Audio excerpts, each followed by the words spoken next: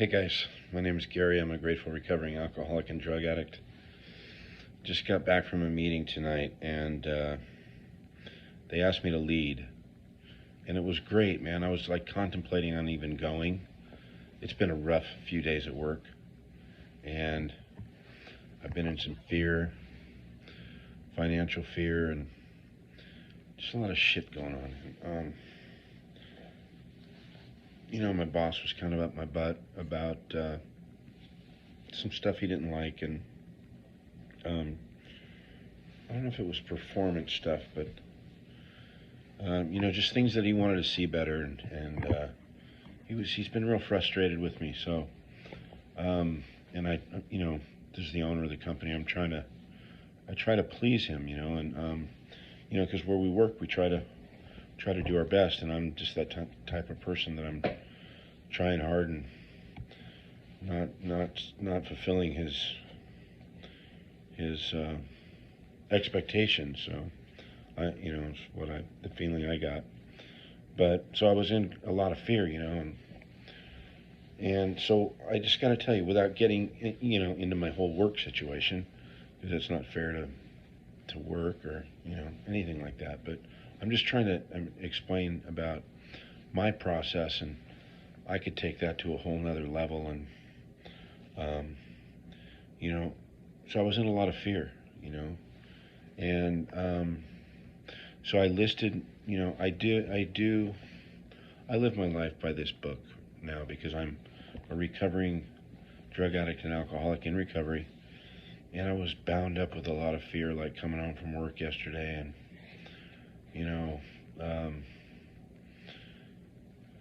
maybe a little resentful and stuff like that. And this thing puts things, I gotta tell you, this program puts things into perspective, man. It really does. And if you're doubting, that there's a God, or you don't know how God works, or I'm not sure if there's a God. I don't either, man. Well, put it this way, I've had my experiences. I believe in God. But nobody could say, okay, for 100% sure, there's a God. It's a leap of faith. And I believe. I've taken that leap of faith, and that leap of faith has proven time and time again to have worked for me. Okay? So, it talks about, they're calling it the great reality. And here's what's good. Don't get bound up on words and God and what your concept or my concept or anybody else's concept is. Just try to listen for what this is. It says he was there. He was as much a fact as we were. We found that great reality deep down within us. In the last analysis, it is only there he may be found. It was so with us. I've had so many experiences with this great reality. I'm going to give you a quick one, then I'll give you my reality last night. Because it comes in that great reality that we find deep down within us, but we have to look deep down within us. We have to reach down deep within us. Whether it's trying to accomplish something and really struggling and digging deep for that extra energy, or whether it's through peace and meditation, or whether it's listening for that voice when in doubt or when in trouble. Okay? Here's my personal experience with the great reality. Okay, 5 months ago, my son comes over. Is it 4 months ago? 4 months ago, sorry. I lost my son 4 months ago to an accidental fentanyl overdose, okay? I hate talking about this shit, but it's hard. Let's put it, it's hard to talk about this stuff, okay? I love my son. I love talking about my son, but it's hard, okay? It's hard rehashing that night, but I'm going to go through it real quick. So I got 4 months of sobriety at the time. I'm in bed. My son comes over. He knocks on the door. He lets me know my middle son Brandon has died from an accidental fentanyl overdose. I collapsed, actually right where I'm sitting right here. I'm sitting in a chair right now, but I was on my knees. My camera right here is on my bed, and I have a closet right back behind me. And I collapsed. I hit the floor, hit my knees, and I was saying, God, no, please, God. My worst nightmare has come true. Because we were scared. We were all in the family worried about my son. He took it to a whole nother level, like me, when it came to drugs and alcohol. And I'm holding my son's hand and weeping. And the kind of pain that you could never describe. It's such a sense of loss and devastation. And I'm weeping, and it's coming out of me, but I can't breathe in air. And my oldest son saying, Dad, you gotta breathe, man. You gotta breathe.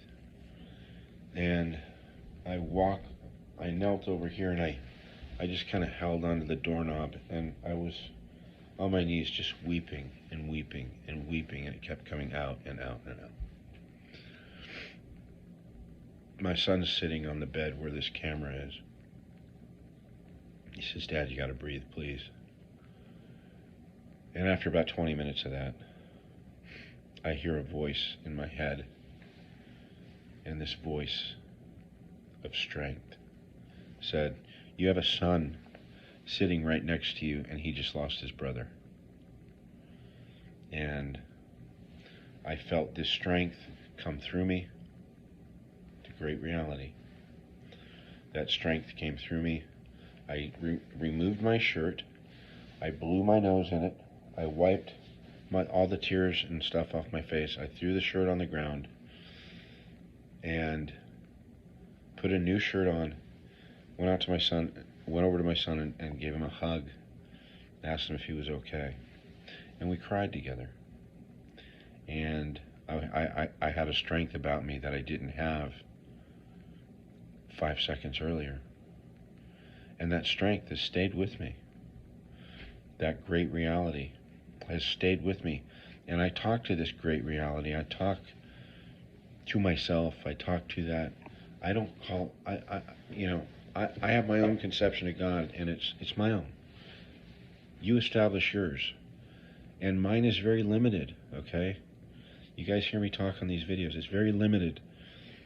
And that voice has carried me. That voice has done things for me, like I knew what to do. I needed to call my brother. I needed to make sure. I called my sister there in California. I told them to take care of my parents and let them know the news. And my mom called me hysterically. I knew to call my boss, let my boss know. I've handled myself completely in a way that my son would be proud of me. It gave me the energy to make these videos, to start helping people, making people fentanyl aware. It's really lit a spark under my ass. This great reality, okay? And there was something the day I turned the camera on for the first time, my first video on my channel. I was sitting here, it was maybe 6 or 7 hours after I got the news of my son. I had slept a couple hours in and out. And I was sitting in my apartment, it was about 5 in the morning. And I turned the camera, something said, turn the camera on, let people know that you are, let people know what just happened, and you're devastated, you're heartbroken, and you will get through this because God is in your life. And God will give you the strength to get through the death of your son. I don't know, those thoughts don't come to me, so I did it. So if you go to my first video, you'll see that. And I've had a strength about me ever since. And last night, I'm in my living room right here, and I light a candle. I wrote my fears down. I called my sponsor. I unloaded the list on my list of fears. Then I sat quietly and I asked God. I asked myself first, am I willing to have this fear removed from me? In the 7th-step prayer, my Creator, I am now willing that you should have all of me, the good and the bad, the good and all this fear. I pray that you now remove from me every single defect of character, the fear, that stands in the way of my usefulness to you and my fellows. Grant me strength as I go out from here to do your bidding. Amen. And it says we sit quietly for like an hour. I sat quietly for about 30 minutes. And I lit a candle and I focused on that candle and I cleared my mind. And then I went into the 7th-step prayer. And then I had a talk with God. I let God know I'm confused, I'm troubled, and I don't want to misbehave. I don't want to do or say anything because I'm not understanding the whole situation. And I have to, help me see things from other people's perspectives. Help put me in their shoes, right? And I swear to you, I sat quietly, went into the 7th-step prayer, sat quietly, and it was gone. All that fear was removed. 30 minutes later, a friend calls me. I'm laying in bed ready to go to sleep. And he says, how did your day go? Because I had talked to him earlier in the day when I was fucking jacked up, right? And I said, I finished it off well. It went fine. And he goes, well, tell me what's going on with you? What happened? And I go, he goes, I was in total fear, I said. And he goes, well, you don't sound afraid. I said, well, I'm not right now. And he goes, well, what the fuck? I mean, how'd you do that? I go, I just took, I did what was in this book. I worked the steps. I worked steps 1 through 7. And it's that easy. I'm Gary, I'm an alcoholic. Do I believe there's a power greater than myself that could restore me to sanity? Yes, I do. Go into the 3rd-step prayer. Do the 3rd-step prayer. My Creator, or God, I offer myself to thee to build with me and do with me as thou wilt. Relieve me of the bondage of self, that I may better do thy will. Take away my difficulties, thy victory over them. May bear witness to those I would help with thy power, thy love, and the way of life. I don't do it that quickly. I try to think about the words. Then, step 4, made a searching and fearless moral inventory of ourselves. Started with the resentment, went into the fear, right? Fear. It was all fear, man. Then I called my sponsor, step 5, admitted to God, to ourselves, and to another human being the exact nature of our wrongs. I admitted how frightened, what a frightened motherfucker I am. And then I lit the candle, and the step 6 and 7 is between me and man upstairs, or me and the great reality found deep down within me. So I had that talk with me and my great reality. Whatever you want your great reality to be, but think of it as finding it deep down within you, right? Because we could relate to that, right? Listen, if you think there's a guy with a robe and a staff up, and a long white beard upstairs, more power to you, that's fine. Whatever you want your great reality to be, right? The moon, the stars, whatever. But I don't know about all that stuff, but I could connect to that deep reality deep down within me.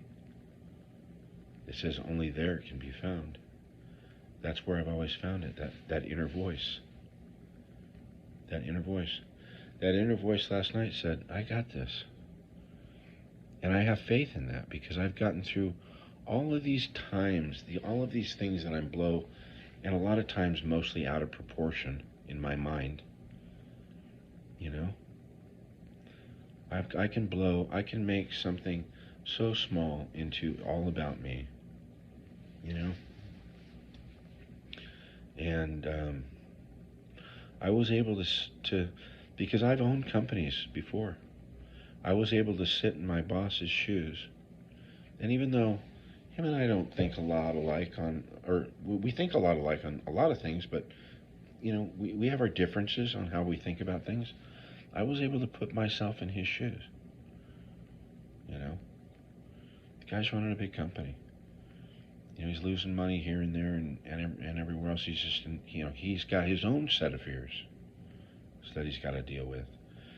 And that's okay. I think my pride was, you know, I had to deal with my pride because we were in a meeting when he was upset about that stuff. And it, you know, it made me look like I wasn't doing my job well. And I want, like, the bottom line is, I want to make my boss happy, man. So it puts, you know, the steps put things all in perspective, you know, and I don't have fear of getting fired, even though I may get fired tomorrow. I don't know, but I don't have fear of it. And I can walk through life and deal with the lady at Starbucks on the way to work and any other interactions with other people a hell of a lot better if I'm present and not worried about if I'm going to get fired or not. God's got that stuff. There's nothing I can do about that. God's got that in his hand. All I can do is show up and do the best job that I can do. And that's what I do.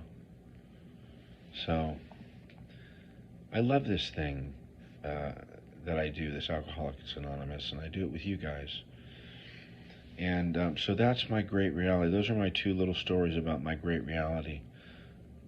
Get quiet. Find that great reality deep down within yourself. I know I've got some friends on here struggling to get sober, struggling with mental illness, struggling with bipolar.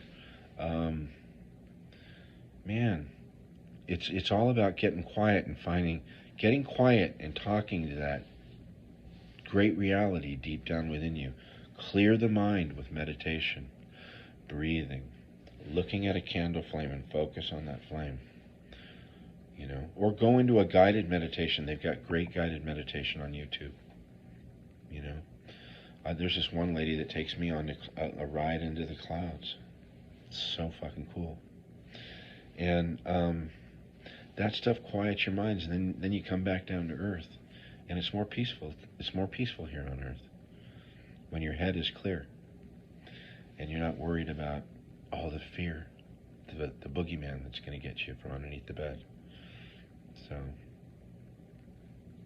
So I'm at peace today, and I'm mentally healthy today, and I'm spiritually sound. You know, and it's late. I got through the day doing that. I got through the day spiritually sound. So I went to a meeting, shared about my shit, let it loose, man. And everybody in the meeting shared about their experience, kind of the same thing. So I love this thing, man. And anybody, if this is available to anybody that wants it, you know, I'm now in 2 days it'll be 8 months without a drink or a drug, and that is a fucking miracle for a guy like me. I could not stop doing drugs or alcohol. It was part of my life. It was part of who I was. It was what I needed to cope with fucking life. I don't live that way today. I live a very clean life. You know, clean life. You know, I'm starting to see what I'm getting my head about me, my spirit back, my body back. Gaining so many friends online and at my meetings, and I'm back, man. I'm back. I look tired because I am tired. I put in a few hard days' work, and I got through some stressful situations, and you know, maybe there's more stress tomorrow, but you know what? I'm not worried about it. I'll deal with it as it comes, and that's the best I can do. I'll be okay no matter what. I have that faith. Okay? And so will you. You know, if you're having a hard time drinking, ask God to help remove the obsession from you. Ask him for the strength to go to an AA meeting. Do that for 5 days in a row and see what happens, you guys. And thank you for listening. And my new friend Aurora, hang in there. What else? I think that's going to do it for the day. So you guys get in touch with your great reality. hit me in the comments box. I freaking forgot to say subscribe in the beginning, and probably like no one's watching at this point. Son of a bitch, I get so pissed at myself. Fuck. I don't know what I'm going to do with myself. I'm so pissed right now. It's okay. Subscribe. I'll see you guys later.